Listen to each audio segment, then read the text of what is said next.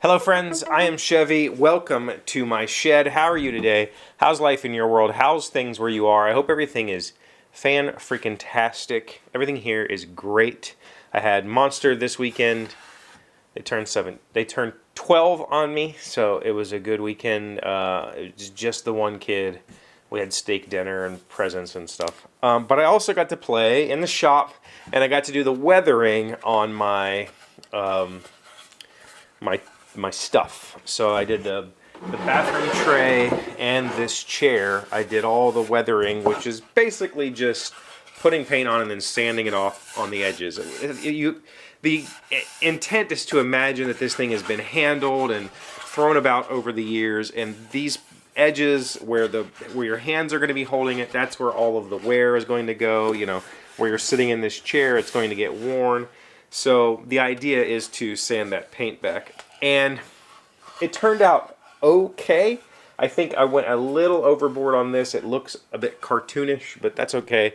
It's just going in my little bathroom to hold some toilet paper and tissues. This is going on my front porch. I think it turned out a little bit better. I think that in the areas where I went really wild with the sander, that's okay because that's where the heavy wear would be. So and this is almost like a theater piece. This is going to be sitting on a front porch that's only really going to be seen as people are driving down the road.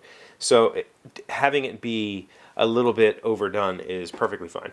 I wish I'd have kind of dialed it back on the little box thingy, but it is what it is.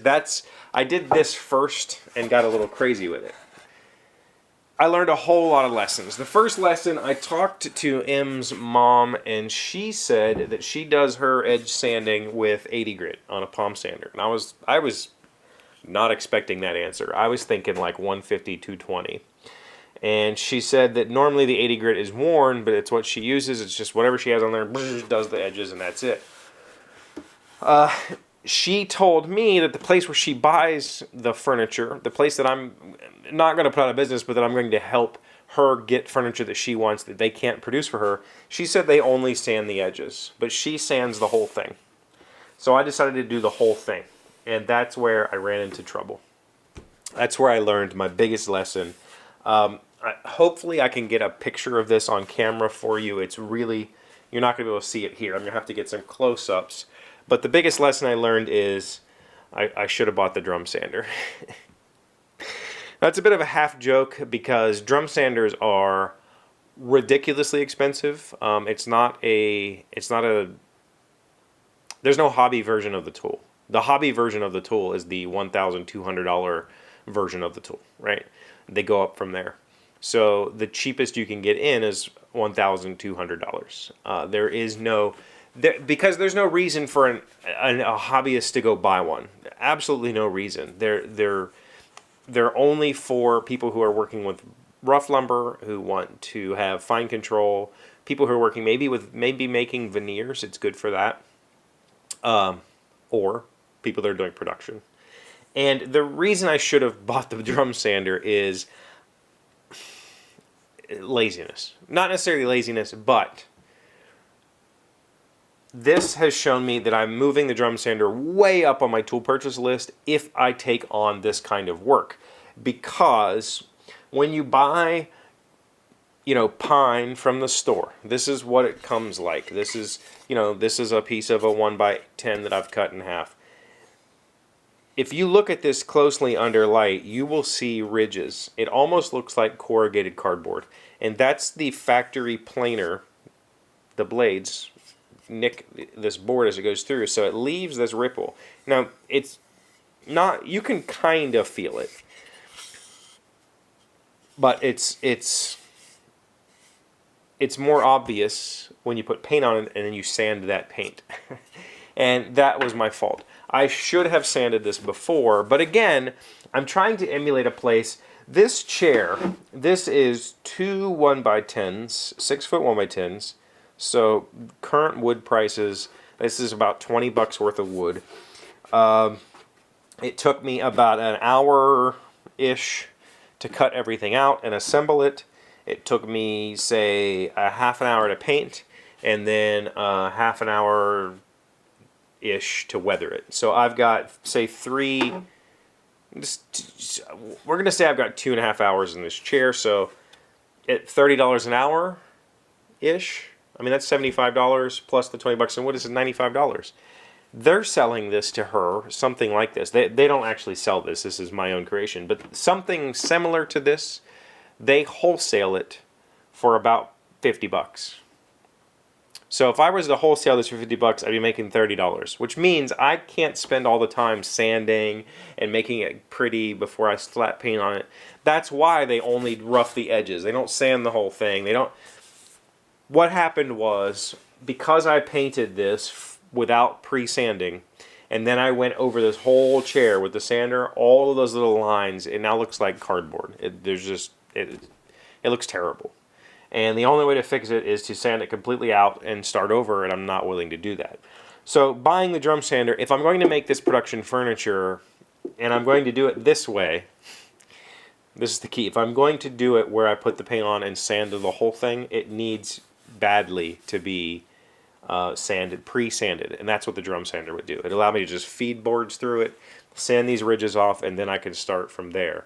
And then it would make the cost, it would keep me from palm sanding this thing or hand sanding this thing down. It would really reduce workflow. But the other thing is, I don't necessarily have to. On the bottom of this box, where the paint is just the paint, you cannot see the ridges. If I started to sand on this, you would start to see them.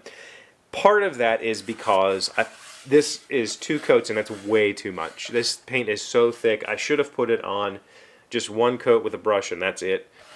So these 2 experiments did exactly what they were supposed to do. They taught me lessons. They taught me how to apply the paint. They taught me how not to sand, or if I were to get a drum sander, that I need to pre-prep my boards. It taught me a whole lot, and I'm happy with them. You know, this little guy, he's going to go on my porch. He's going to cover up the stupid outlet that's out there, and it gives me a place to sit little decorative things. So I'll put the owl in here for now that I made for him. You know, I could put a heart in there for Valentine's Day, or, you know, a little shamrock or something. I can change it up for the seasons, maybe a little gnome sitting in there for the spring. So I can work with this, and for my personal use, it's fine. It's a little bit ugly. It looks a little bit overdone, but it's okay. It'll work for a bathroom piece. And the 3 people that'll see it will say, that's nice. So pre-sanding is the biggest lesson that I learned if I'm going to do it this way. The next thing I'm going to make, I've had this idea in my head for a while. It's not necessarily based on anything. It's based on a false memory. I actually called my mom to ask her about maybe we'll talk about this tomorrow, but I called her to get her to say, did you really have this thing? And she said, no, I didn't have anything like that. So I had this memory in my head of a thing that doesn't exist, so I'm going to make that thing. And I've been doing some research, and I found similar things. So something like it has existed before, just not what I'm going to make. And when I make it, I'm going to not pre-sand it. I'm going to 1 coat of paint with a brush, and then I'm going to do this edge sanding and see how that works out. And then whatever the next thing is I'll pre-sand paint and then sand the whole thing and compare all of these things. So lessons have been learned. I also am going to talk to M's mom, because I think she might do a stain over once she's done the sanding to kind of darken these edges a little bit, because they're super white. We'll see. Lots of lessons. If you want to make stuff like this, and you want to make it on the cheap, you have to figure out how to do the least amount of work. That's the trick. It's sad, but it's true. So thank you for being here as always. Thank you for liking, commenting, subscribing, being amazing friends and wonderful people. I really appreciate you, and I'll see you again tomorrow. Today's word you should know to sound smart is endemic. It's an adjective meaning a widespread condition or characteristic found in a certain region, area, or group. Affluence and influence seem to be just endemic to our group. Endemic, E-N-D-E-M-I-C. What is endemic in the region where you're from? I would say tooth loss is endemic in West Virginia.